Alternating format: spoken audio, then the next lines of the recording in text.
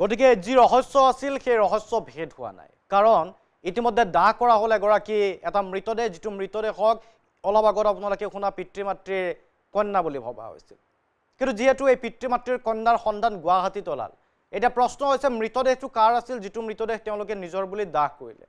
আৰক্ষীয়ে এটা সংগ্ৰহ কৰি ৰাখিছে এই মৃতদেহটো ডিএনএ কোনো পৰিয়ালে যদি যোগাযোগ কৰে ডিএনএ পৰীক্ষা কৰা হ'ব ডিএনএ পৰীক্ষাত মিল হলে পোহৰলৈ আহিব ঘটনাৰ নতুন অধ্যায় অতি ভয়ংকৰ ঘটনা এই যুৱতীগৰাকী কোন এই কিশোৰীগৰাকী কোন একে বয়সৰ প্ৰায় একে বয়সৰ একেবোৰ লক্ষণ এইগৰাকীয়ে কন্যা সন্তান বুলি পৰিয়ালটোৱে দাহ কৰিলে সৎকাৰ কৰিলে কিন্তু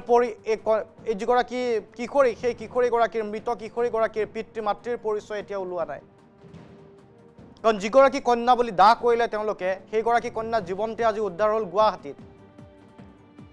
আমি পোনপটীয়াকৈ যাব বিচাৰিছোঁ ঘটনাস্থলীলৈকে গ্ৰাউণ্ড জিৰোত উপস্থিত আছে আমাৰ সতীৰ্থ বাহাৰুল ইছলাম বাহাৰুল আপোনাৰ ওচৰলৈকে আহিছোঁ এতিয়া বিপাঙত পৰিব নিঃসন্দেহে নগাঁও আৰক্ষী কাৰণ যিগৰাকী কিশোৰীক ইতিমধ্যে সৎকাৰ কৰা হৈছে সেই কিশোৰীগৰাকীৰ পৰিয়াল কোন সেই কিশোৰীগৰাকীৰ পৰিচয় কি নগাঁৱত কোনো মিছিং ৰিপৰ্ট ইতিমধ্যে আছিলে নেকি কোনোবা সন্ধানহীন হৈছিলে নেকি সেই কিশোৰীগৰাকীও একে অৱস্থাত প্ৰায় একে বয়সৰ এটা মৃতদেহ উদ্ধাৰ হৈছিল কি তথ্য আছে হয় নিশ্চিতভাৱে শান্তনু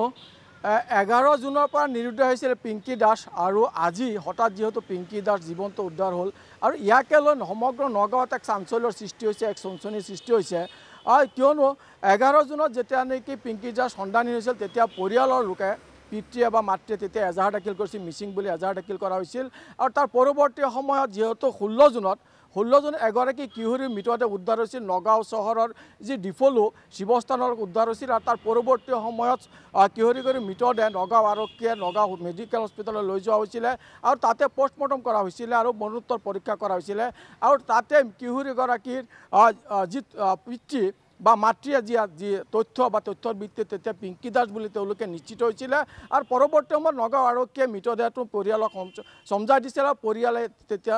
17 জুন তাৰিখে সৎকাৰ কৰিছিলে কিন্তু আজি হঠাৎ যেতিয়ালৈকে পিংকি জীৱিত অৱস্থা উদ্ধাৰ হৈছে উদ্ধাৰ হোৱাৰ লগে লগে এক চাঞ্চল্য বিৰাজ কৰিছে নগাঁও চহৰত আৰু সমান্তৰালকৈ ৰহাত এইখিনি এটা কথা উল্লেখ কৰিব পাৰি শান্তনু এই যিগৰাকী কিশোৰী ইতিমধ্যে সৎকাৰ কৰা হ'ল বা যিগৰাকী কিশোৰীক ইতিমধ্যে মৰণোত্তৰ পৰীক্ষা কৰা হৈছিলে আৰু সেইগৰাকী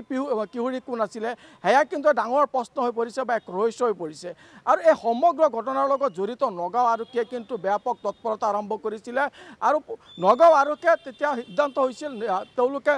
যিহেতু মাতৃৰ ভাষ্যৰ ওপৰত তেওঁলোকে বেছ কৰি পেলাই বা নিৰ্ভৰ কৰি পেলাই পিংকিৰ মৃতদেহ বুলি তেওঁলোকে নিশ্চিত হৈছিলে আৰু এই গোচৰটোৰ লগত ইতিমধ্যে যি ৰহাৰ যি 65/25 যি গোচৰ আছিল সেই গোচৰৰ ভিত্তিত 3জনকৈ ৰাজমিস্ত্ৰীক আটক কৰা হৈছিলে আৰু সেই ৰাজমিস্ত্ৰীৰ প্ৰথমতে আবু হানিফ আমিৰ হামজা আৰু আজিজুল হক নামৰ 3জন ৰাজমিস্ত্ৰীক আটক কৰা হৈছিলে আৰু তেওঁলোকক কিন্তু জেৰা কৰা হৈছিল আৰু তেওঁলোকক সোধপোছ অব্যাহত ৰখা হৈছিলে তাৰপিছত ইয়াৰ পৰা এটা ক্লু তেওঁলোকে লৈ পেলাই অৰ্থাৎ পিংকি দাসে ব্যৱহাৰ কৰা 3টাকৈ সিম এটা দুটা নহয় 3টাকৈ সিম কিন্তু তেওঁলোকে পুলিচে ট্ৰেক কৰিছিল নগাঁও আৰক্ষীয়ে ট্ৰেক কৰিছিলে তাৰে 2টা সিম গুৱাহাটীৰ ISBTত পোৱা গৈছিলে আৰু ISBTত গৈ পেলাই যি অভিযান চলাইছিলে আৰু এই অভিযানৰ ভিত্তিত দেখা গৈছিল যে সেইটো সময়ত দুজনকৈ বিহাৰী সম্প্ৰদায়ৰ লোক দুজনকৈ বিহাৰী সম্প্ৰদায়ৰ লোকক তেতিয়া তাৰ পৰা আটক কৰা হৈছিল ধীৰাজ কুমাৰক আৰু নন্দ কিশোৰক ধীৰাজ কুমাৰ আৰু নন্দ কিশোৰক যি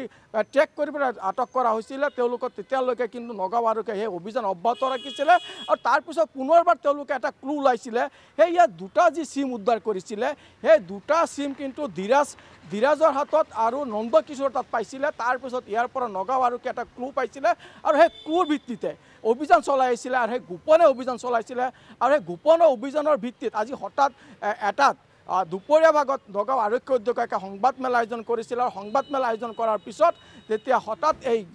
যি জীৱন্ত থকা বুলি যেতিয়া পিংকি দাসৰ নাম উল্লেখ কৰিছিলে তেতিয়া এক চঞ্চনি হৈছিলে বা এক চাঞ্চল্যৰ সৃষ্টি হৈছিলে আৰু এই যি পিংকি দাসে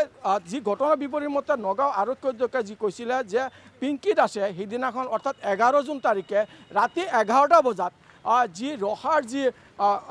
ৰাষ্ট্ৰীয় ঘাইপথ আছে তাৰ পৰা কিশোৰ সিং নামৰ এগৰাকী উত্তৰ প্ৰদেশৰ এজন ড্ৰাইভাৰ ট্ৰাক চালকৰ লগত ইয়াৰ পৰা গুৱাহাটীলৈ ৰাওনা হৈছিলে আৰু ট্ৰাক চালকৰ লগত যি ফটো তুলিছিলে সেয়া ফটো কিন্তু নগাঁও আৰক্ষীয়ে লাভ কৰিছিলে আৰু এই ফটোৰ যি লিংক এই লিংপাৰা নগাঁও আৰক্ষী গৈ পেলাই গুৱাহাটীত উপস্থিত কৰিছিলে গুৱাহাটীত অভিযান চলাইছিলে ISBT অভিযান চলাইছিলে গড় চুকত অভিযান চলাইছিলে গড় চুকৰ যি গটঙা নামৰ জেগাত অভিযান চলাইছিলে আৰু এই কিশোৰীগৰাকী অৰ্থাৎ পিংকি দাসৰ যি মোবাইল যি নাম্বাৰ আছে সেই নাম্বাৰ পিংকি দাসে ব্যৱহাৰ কৰা নাছিলে এই যি কিশোৰ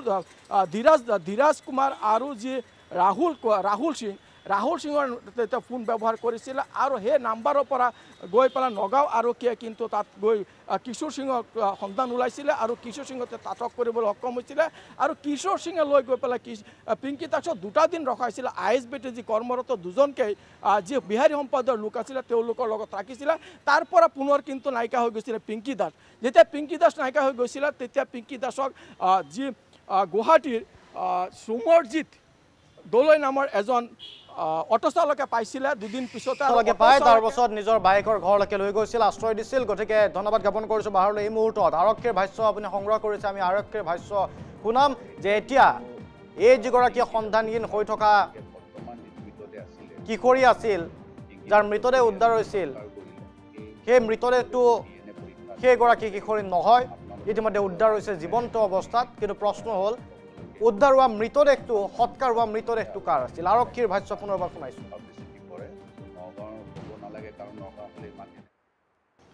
আৰু এতিয়া যিটো পিংকি দাসৰ উদ্ধাৰ হ'ল গতিকে বৰ্তমান যিটো মৃতদেহ আছিলে যিটো আপোনাৰ পিংকি দাসৰ পৰিয়ালে নি সৎকাৰ কৰিলে সেই মৃতদেহটোৰ DNA পৰীক্ষা আমি কৰাব লাগিব আপোনালোকৰ চেনেলৰ মাধ্যমেৰে আমি সকলোকে এইটো আহ্বান জনাম যাতে আপোনালোকে আৰু আইডেণ্টিফাই কৰাৰ কাৰণে পাব্লিচিটি কৰে এইটো নগাঁৱৰ হ'ব নালাগে কাৰণ নগাঁও হ'লে ইমান দিনে অভিভাৱক ওলালেহেঁতেন হয়তো বাহিৰৰ কোনোবা জিলাৰ হ'ব পাৰে গতিকে আমি মৃতদেহ সৎকাৰ কৰাৰ আগতে যিবিলাক আমি আইডেণ্টিফিকেশ্যন কৰাইছিলে তেওঁৰ মাক মীনাক্ষী দাসে কৰিছিলে মনমোহন দাসে কৰিছিলে দেউতাক বিকাশ দাস তেওঁৰ মমায়েক হয় মাইনু দাস তেওঁৰ মাহীয়েক হয় উৎপল দাস তেওঁৰ সম্পৰ্কীয় হয় গোটেইখিনি মানুহে তেওঁলোকে আইডেণ্টিফাই কৰি আপোনালোককো প্ৰেছ বাইট দি